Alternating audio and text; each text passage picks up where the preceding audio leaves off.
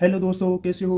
एक बार फिर मैं आपका इस यूट्यूब चैनल पर आप सभी का स्वागत करता हूं। ठीक है दोस्तों, आज हम बात कर रहे हैं कथन निष्कर्ष के बारे में। हमने पार्ट नंबर 1 देख लिया है। आज हम पार्ट नंबर 2 देखेंगे। ठीक है दोस्तों। और वो दोस्तों, ये जो क्वेश्चन है बहुत इंपॉर्टेंट क्वेश्चन है, सेलेक्टेड क्वेश्चन है। ठीक है दोस्तों, तो हम देखते हैं कि आज वाले कौन से क्वेश्चन एग्जाम में आ रखे हैं। ठीक है दोस्तों, तो देखते हैं सबसे पहला क्वेश्चन। तो देखो, सबसे पहले जो हमको कथन दे रखा है वो कथन क्या है। कथन है हमारे पास सभी पेन पेंसिल है।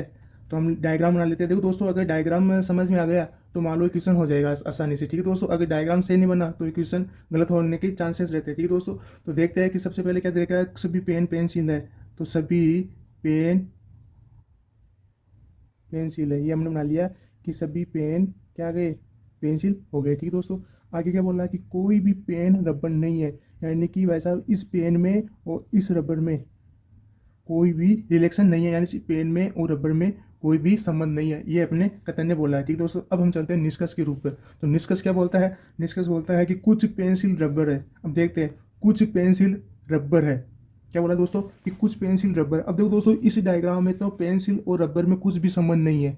कुछ भी संबंध, यानी पेन और पेंसिल में कुछ संबंध नहीं है। अगर मान लो मैं इस रबड़ वाले डायग्राम को मैं अगर ऐसा कर लूँ, कैसे, ये वाला, इस रबड़ वाले हिस्से को अगर मैं इस पेंसिल के अंदर डाल दूं, तो कोई हमको मना थोड़ी कर सकता है। कोई मना नहीं कर सकता, क्योंकि देखो पेन और रबड़ में वैसे भी टच नहीं हो पा रहा है। तो वैसे भी पेन और रबड़ में कोई भी रिलेशन नहीं होगा। कब नहीं होगा, जब मैं इस रबड़ को इस पेंसिल के अंदर डाल दूं। ठीक है दोस्तों, देखो यहाँ पे पेंसिल और रबड़ टच हो रहे हैं, यानी कुछ पेंसिल रबड़ का भाग है ना। अब लेकिन इसने कंफर्म बोला, इसने कंफर्म बोल दिया कुछ पेंसिल रबड़ है। अब पहले वाले डायग्राम में रबड़ और पेंसिल में कोई संबंध नहीं था, लेकिन मैं इस वाले चित्र से कर सकता हूँ कि पेंसिल रबड़ का कुछ भाग है। तो एक में तो नहीं है, एक में तो डायग्राम में सही आ रहा है, एक में डायग्राम सही आ रहा है और एक में क्या आ रहा है, गलत आ रहा है। अगर दोनों में एक भी गलत हो जाए तो वो क्या होता है, हमेशा गलत होता है। क्या होता है दोस्तों, गलत होता है। इस बात को नोटिस रख लेना।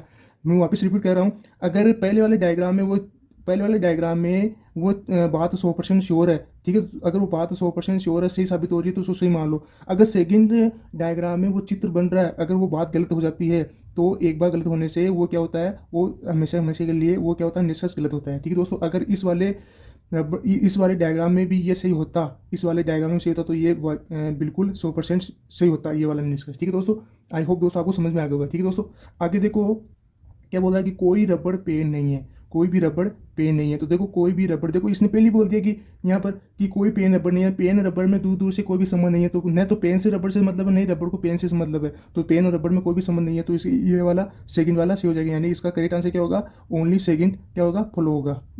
ठीक है दोस्तों, ओनली सेकंड फॉलो इसका करेक्ट आंसर होगा। ठीक है दोस्तों, अब देखते हैं अगला क्वेश्चन।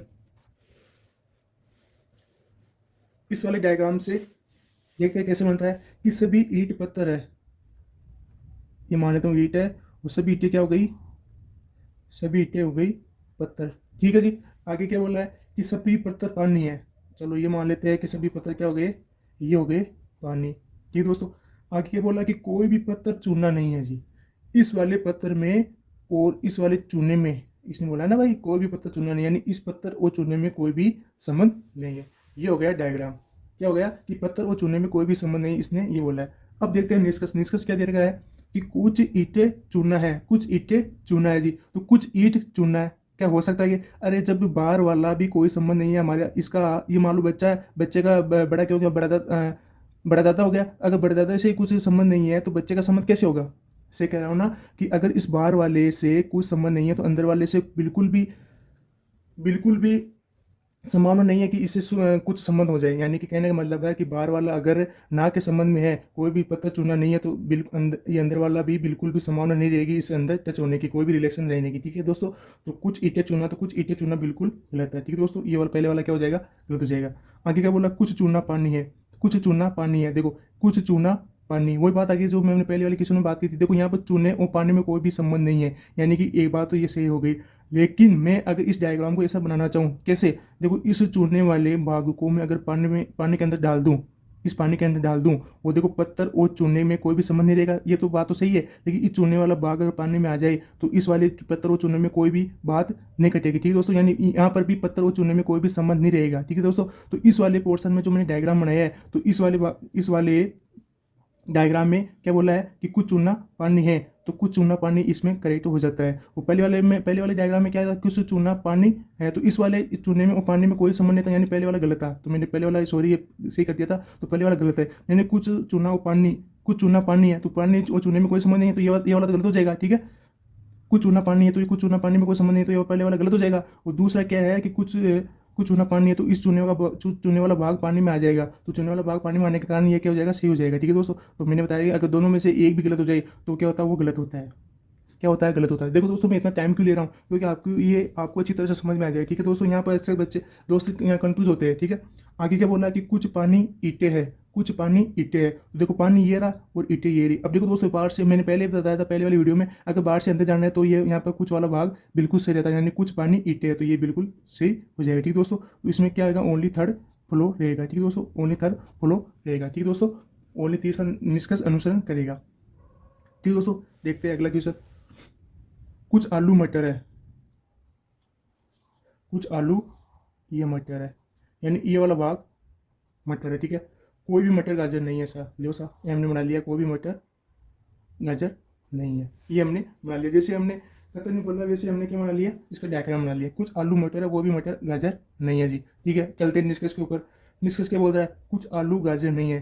देखते हैं, कुछ आलू गाजर नहीं है, यानी कि ये वाला कुछ आलू, आलू का कुछ हिस्सा गाजर नहीं है। बिल्कुल सही बात है। कैसे है जी, देखो दोस्तों, ये जो आलू वाला भाग है इस मटर के अंदर, इस आलू वाला भाग, ये जो मटर के अंदर, ये मटर वाला कभी भी आलू गाजर हो सकता है क्या, नहीं हो सकता, क्योंकि इसने साफ पहले ही बोल दिया है कि कोई भी मटर गाजर नहीं है, ऐसा कोई भी मटर गाजर नहीं है। लेकिन इस मटर के हिस्से में कुछ आलू का भाग आ रहा है, तो ये आलू वाला भाग कभी भी गाजर नहीं होगा। यही तो निष्कर्ष में बोला है कि कुछ आलू गाजर नहीं है, यानी इस वाला जो ये भाग है, ये आलू, आलू वाला भाग है, ये कभी भी गाजर नहीं होगा। 100% सही है। ठीक है दोस्तों, देखते हैं अगला निष्कर्ष।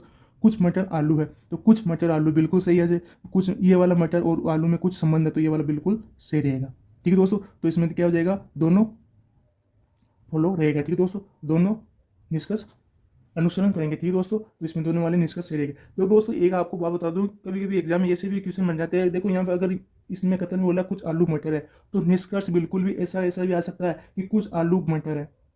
समझ रहे हो मैं जो क्या कह रहा हूँ, कि कुछ आलू मटर है, और निष्कर्ष सेम टू सेम जो कथन वाला आ गया कुछ आलू मटर है, तो ये क्या होगा, गलत रहेगा। ठीक है दोस्तों, अगर यहाँ मान लो एक निष्कर्ष और होता है, क्या होगा, कुछ आलू मटर है। ठीक है दोस्तों, देखो यहाँ आलू और मटर में संबंध आ रहा है, तो आपके अनुसार तो ये सही होना चाहिए। लेकिन इसने भाई साहब ने पहले ही बोल दिया कि कुछ आलू मटर, तो हमने निष्कर्ष क्या निकाला यहाँ पर, ये बताओ ना आपको, कि इसने पहले ही बोल दिया कि कुछ आलू मटर है, तो हमने निष्कर्ष क्या निकाला, निष्कर्ष तो निकालना है कि हम इस डायग्राम में ये वाले निष्कर्ष निकल सकते हैं। तो इसने पहले ही बोल दिया कि कुछ आलू मटर है, तो हम निष्कर्ष क्या निकाले इसमें, फिर कुछ आलू मटर, तो ये क्या रहेगा, गलत रहेगा। कहने का मतलब है कि अगर सेम टू सेम कथन वाला वाक्य अगर निष्कर्ष में मिल जाए, तो वो 100% गलत होगा। आगे बंद करके गलत कर देना। ठीक है दोस्तों, ये सही मत कर देना, क्योंकि डायग्राम तो सही आ रहा है, डायग्राम में तो सही आ रहा है, लेकिन निष्कर्ष का मतलब क्या है कि आप उस कर्तन में से क्या निष्कर्ष निकाल सकते हो, ये होता है निष्कर्ष। ठीक है दोस्तों, तो आज के लिए ये वीडियो काफी है। अगले नेक्स्ट वीडियो में हम क्या करेंगे, इससे और बढ़िया लेवल के क्वेश्चन सोल्व करेंगे। ठीक है दोस्तों, अगर आपको वीडियो अच्छा लगा तो उसको जरूर शेयर कीजिएगा और सब्सक्राइब कीजिएगा। ठीक है दोस्तों, तो आज के लिए इतना ही। जय हिंद, जय भारत।